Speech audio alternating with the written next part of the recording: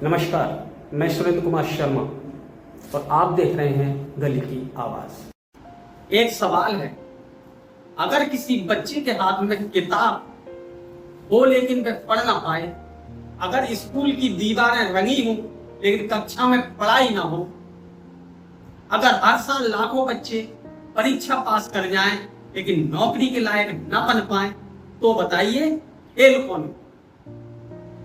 बच्चा हुआ, शिक्षक हुए, सरकार हुई या हम सब हुए। आज बात किसी एक स्कूल की नहीं, पूरे देश की शिक्षा व्यवस्था की है। कहा जाता है कि बच्चे देश का भविष्य है, लेकिन जिस भविष्य को हम रोज स्कूल में भेजते हैं, क्या हमने कभी ये जानने की कोशिश की कि वहां उसे मिल क्या रहा?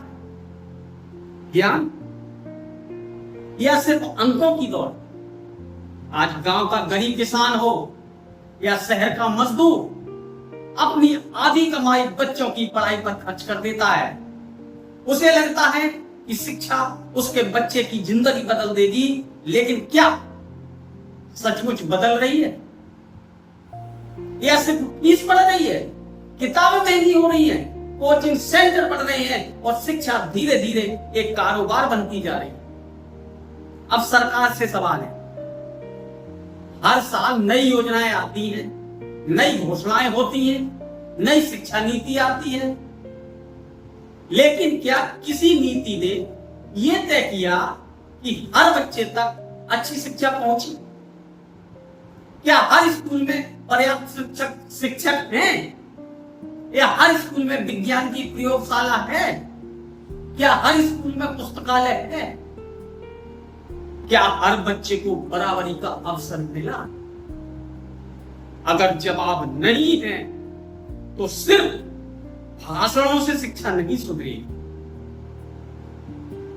अब प्रशासन की बात, फाइलों में सब कुछ ठीक मिलता है, रिपोर्टों में प्रगति दिखाई देती है, निरीक्षण पूरे हो जाते हैं, लेकिन क्या कभी किसी अधिकारी ने बिना सूचना के जाकर देखा कि बच्चे वास्तव में पढ़ भी रहे हैं या नहीं? क्योंकि कागज पर पास हुआ स्कूल और जमीन पर अच्छा स्कूल दोनों अलग बात है। अब शिक्षकों की बात, देश में ऐसे हजारों शिक्षक हैं जो पूरी ईमानदारी से बच्चों का भविष्य बना रहे हैं, लेकिन यह भी सच है कि कहीं कहीं पढ़ाई से ज्यादा समय दूसरे सरकारी कामों में चला जाता है, और जहां लापरवाही है वहां जवाबदेही भी तय होनी चाहिए, क्योंकि शिक्षक सिर्फ नौकरी नहीं करते, वे पीढ़ियां तैयार करते हैं।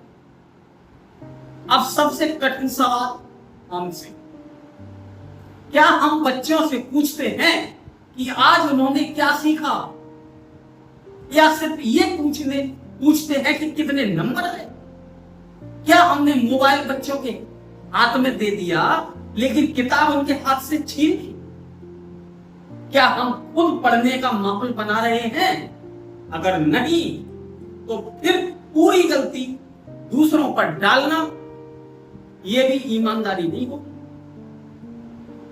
सच्चाई यह है, शिक्षा व्यवस्था की यह हालत किसी एक सरकार ने नहीं बनाई, इसे वर्षों की लापरवाही, अधूरी नीतियों, कमजोर निगरानी और समाज की चुप्पी ने मिलकर बनाया है। इसलिए समाधान भी सबको मिलकर निकालना होगा। सरकार को बेहतर स्कूल देने होंगे, प्रशासन को ईमानदार निगरानी करनी होगी, शिक्षकों को पूरी निष्ठा से पढ़ाना होगा, माता पिता को अंकों से ज्यादा सीखने की चिंता करनी होगी, और समाज को शिक्षा को चुनावी मुद्दा नहीं, राष्ट्रीय प्राथमिकता बनाना होगा।